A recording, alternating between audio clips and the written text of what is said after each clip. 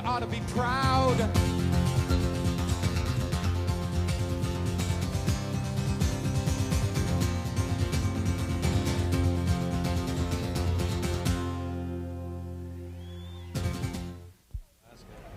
I think you have to go where the action is. Hey, you guys, we're sitting here with Bill Paxton. We're chatting about California, actually. You might recognize him from just about everything, but I'm going to show you their CD from The Traveler, which is a film that he's got here right now that he's starring in. And also, are you the producer of? Yeah, I produced the film. My wife found the script.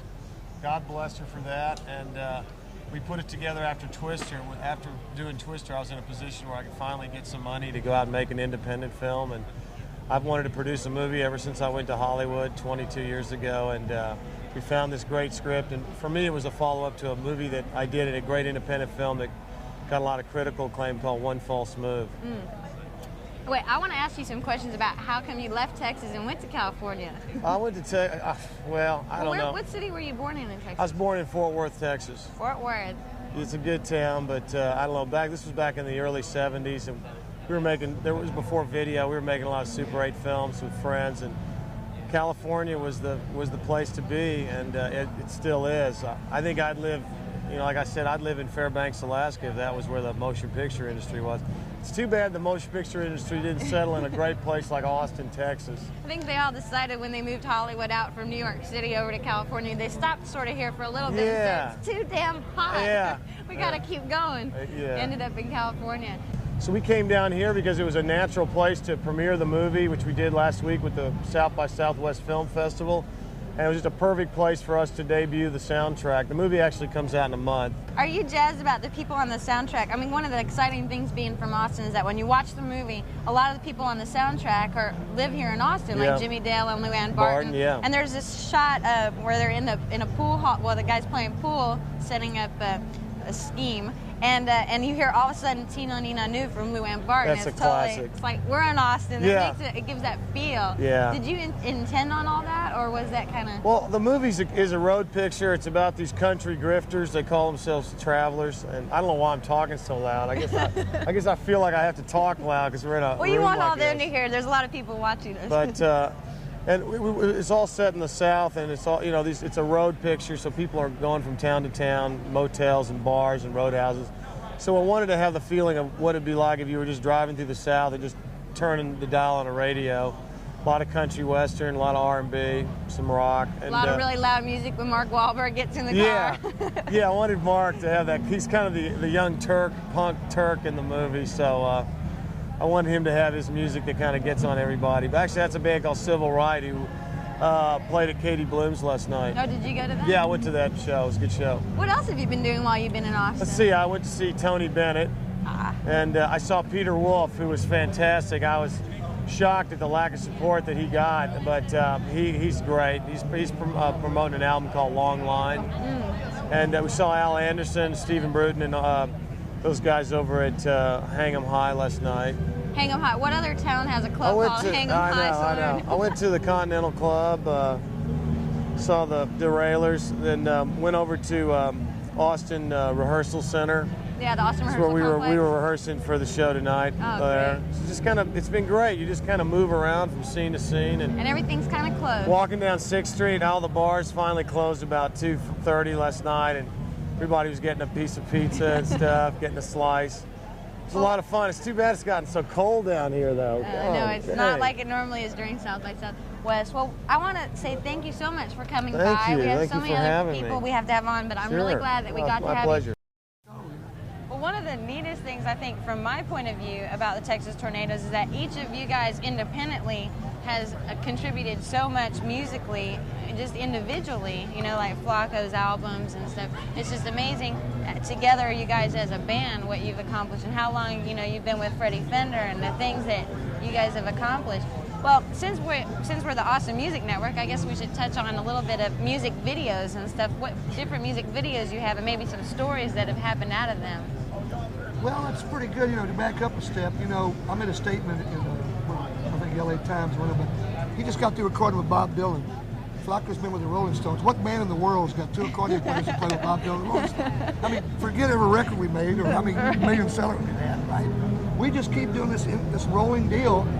it's just fun, right? I mean, we enjoy what we do, and stories. Everybody wants me to do a book. I mean, God, I'll tell you the first funniest one. Please do. I call this number one. All these people are walking by. It's a little distracting, but I want to hear this story. Flocko was playing. We had a bunch of hits in the 80s in Europe. When the American scene was weird, we had number ones in Scandinavia. We had a lot of fun. So I went into for a meeting into London. Flocko was doing the Mean Fiddler. So Elvis Costello's a pretty good friend. So Elvis says, man, I got to meet Flocko. Okay, come on, man. Drink another pint of beer, let's go meet Flocko. So I said, Flocko, meet Elvis.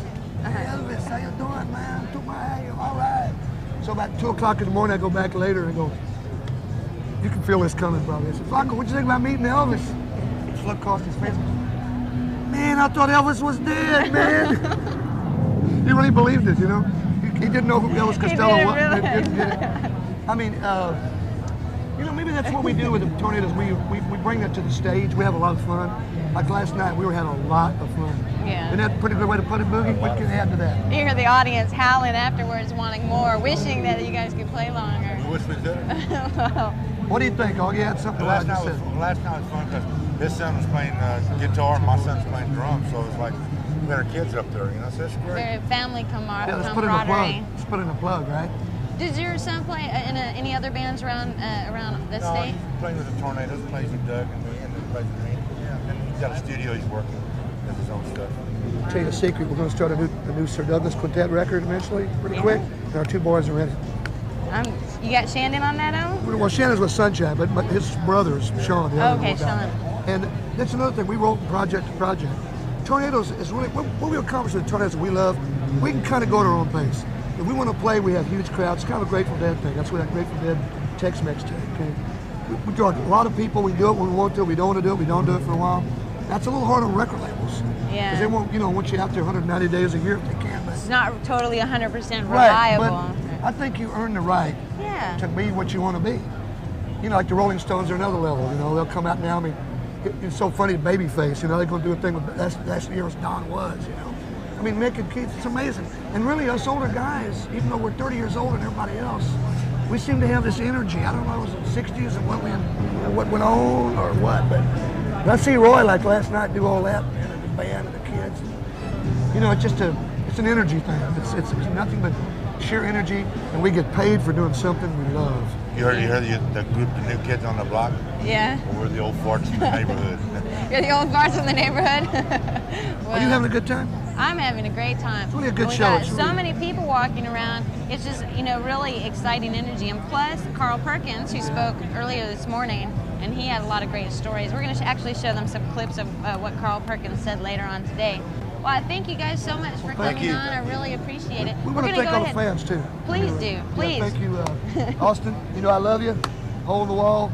Antone's good luck at your new place. Well, we're going to go ahead right now and watch a clip. And let's go ahead and cut to it right now. I would advise you to, as I said earlier, don't give up. It will not be easy, but you might listen to what people say. For in 1955, I was playing a little honky-tonk in my hometown of Jackson, Tennessee.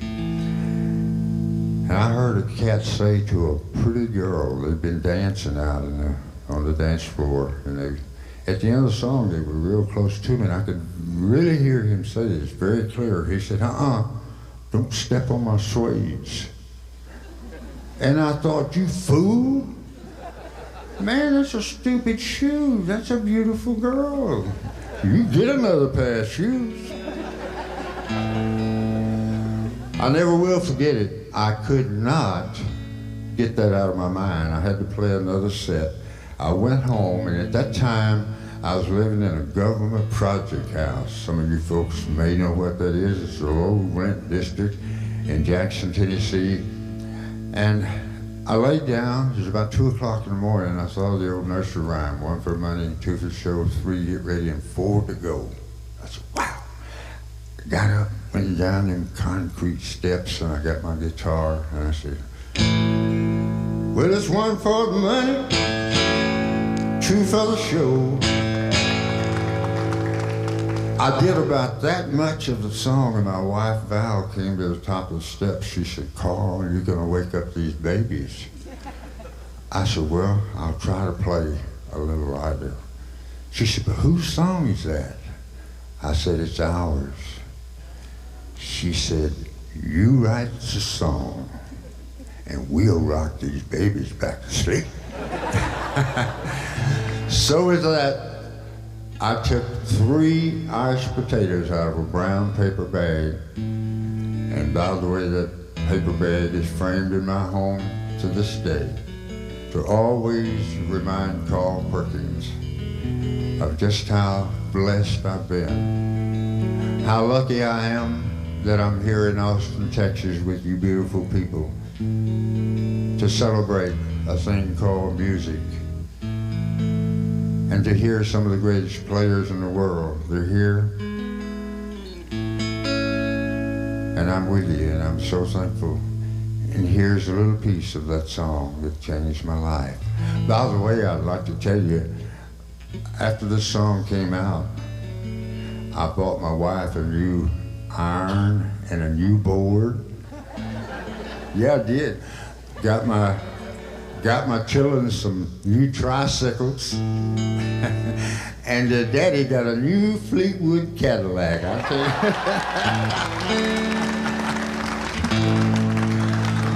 Well, it's 1 for the money, 2 for the show, 3 to get ready. Now go, cat, go, but don't you step on my blue suede shoe. Yeah, you can do anything but off of my blue suede shoe. Well, you can knock me down, step in my face, slander my name all over the place. Do anything that you want to do, but honey, lay off of my shoes, and don't you step on my blue suede shoe. Well, you can do anything but off of my blue suede shoe. Yeah, it's a blue suede shoe, blue suede shoe, baby, blue suede shoe, blue suede shoe. Do anything to lay off on my blue suede shoe. Y'all sing it with me.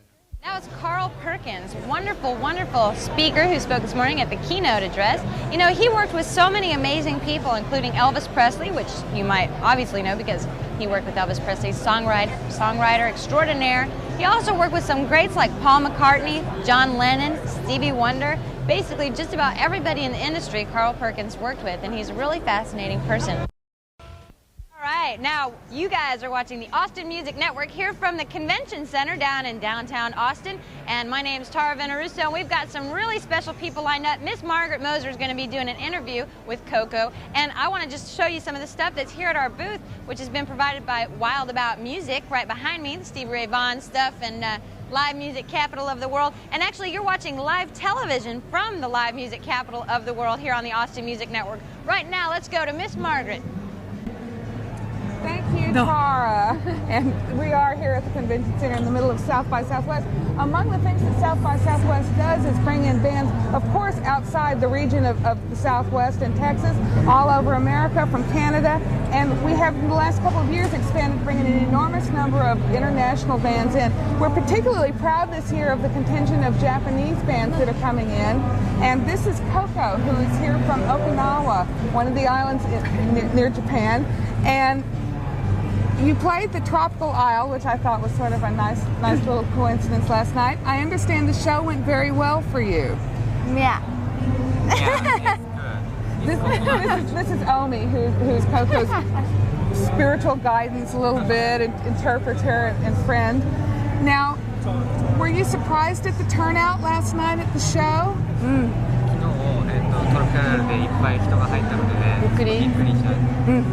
Yes, she was. You play a very melodic kind of music, but the lyrics seem to come from very deep in the heart, and I know that's one of the things that has been written a lot about your music. Do you consider your music more, do you consider this a spiritual kind of music? コッコの音楽はすごくメロディアスなんだけれど、歌詞の方は心から来るもんだなと思うけれど、コッコの音楽はとっても心から来るようなものなのか、スピリチュアルミュージックなんですか？ As if from the heart? From the heart なのかな？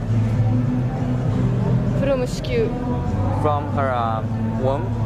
Oh, from, yeah, well, yes, like a woman, you know, in other words, the very, sometimes a lot of female performers seem to perform with a certain kind of rage or anger.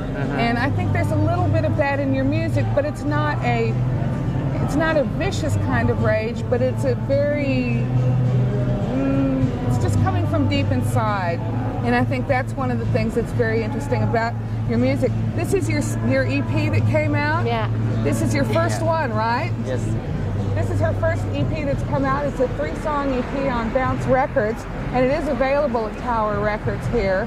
And the 3 songs that are on it are Sleeping Prince, Sing a Song, and Kubi. What is the most surprising thing for you about being in Texas? テキサスにいて一番驚いたことは何ですか？沖縄と同じ匂いがするの。She feels kind of same smelling, and as Okinawa, Texas, she thought that there's something in common in Okinawa and Texas. Absolutely, and I think part of that is that islands like Okinawa tend to breed a kind of spirit that you find in Texas. Texas is a very unusual state in the United States, and I think there is a lot of that. And I think that one of the things that you'll be able to see that in is in her upcoming video. The name of that video is Countdown. Right. Okay. We'd like to take a look at Cocco's new video. It's called Countdown. Her EP is available. Let's take a look now. Hey, you guys, welcome back to the South by Southwest Extravaganza. I'm Tara Veneruso, and you guys are watching the Austin Music Network. That's right, we're totally live, and that was the new video from Cocco, and that was a great interview Margaret did with Cocco. Glad that she came all the way over here, international artist. Right now we have with us Block, who I'm going to ask you lots of questions about, especially about your CD-ROM, which I absolutely love, and your CD Rhinoceros. This is the single. Is this the? Well, right now though, I'm going to have him play a tune for you. Let's go ahead and see Block right now.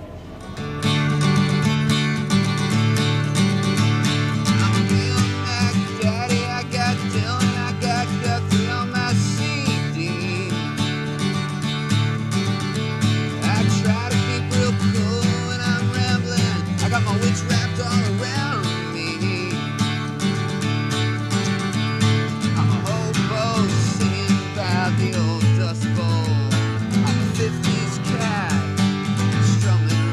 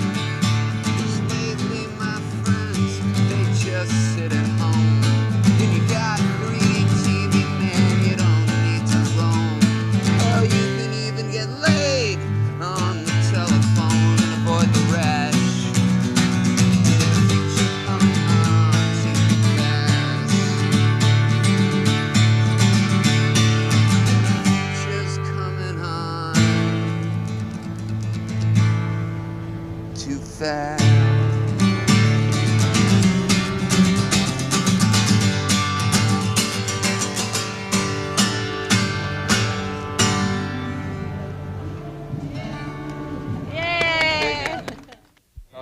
Hi. How's it going? How is this South by Southwest? This is just exciting.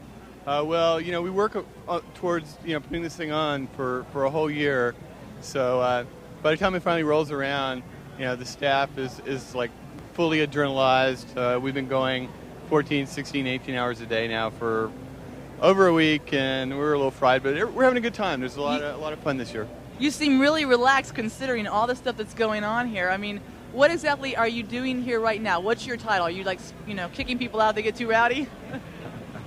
Like I've actually been in the back signing thousands of dollars worth of checks. That's what I've been doing all day long. So that's where I pick up my check is from you. Yeah, just stop by. What has been something real exciting that's happened for you here? Have you met anybody, you know, just that's really rocked your world?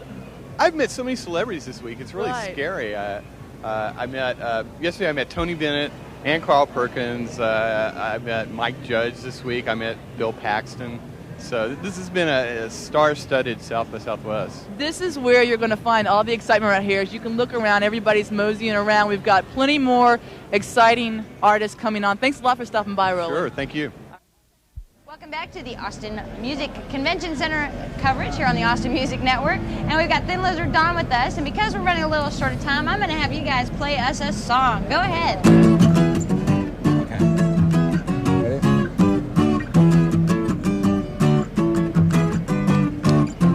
Sexual dynamo, sexual dynamo, sexual dynamo. You give good blow, go down nice and slow, swallow. Mighty bronco, sleazy cowgirl likes it fast and nasty. Sexual dynamo, sexual dynamo, sexual dynamo. Sexual dynamo, sensitive dominatrix, come on, you haven't seen your blue slip. All your guns are loaded and it's so much fun firing them off. Sexual dynamo, sexual dynamo, sexual dynamo, sexual dynamo. Let's get it up and watch it explode. Let's build it up and watch it implode. Let's get it up and watch it explode. Let's get it up and watch it.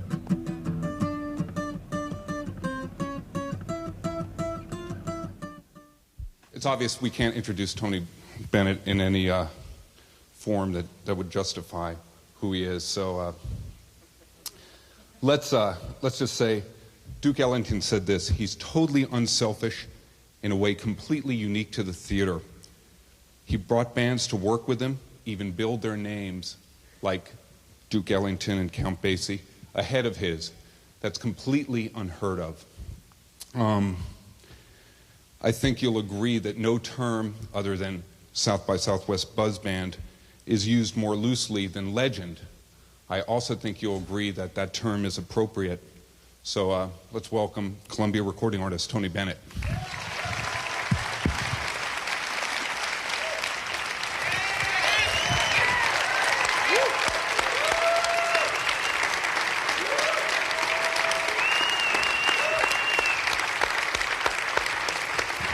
Isn't that nice? Thank you. Thank you very much.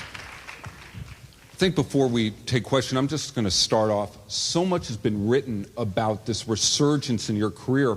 However, I read one thing saying that you didn't make a comeback, we just came back. Maybe you can explain the dynamics of this highly publicized resurgence. Well, it was. I've always had a steady audience my age. You know, they grew up with me. They came with me right through the years. I've always been sold out throughout the world. But one day, my son has been managing me for 16 years now. And he said, Dad, he said, you know, there's a lot of young people that like what you're doing. I said, you're kidding. I thought there was a big demographic thing between the parents and the young people. He said, no. He said, you'd be surprised how many young people like what you're doing. he said, if you don't mind, I'd like to experiment and put you on certain shows, like David Letterman and SCTV up in Toronto with John Candy, and The Simpsons, and you know. So I said, all right, let's have a go at it, and then we migrated to MTV and did a Fred Astaire album. We started, all of a sudden, as a result of MTV, we started winning Grammys. We won, in the last 4 years, we won 5 Grammys.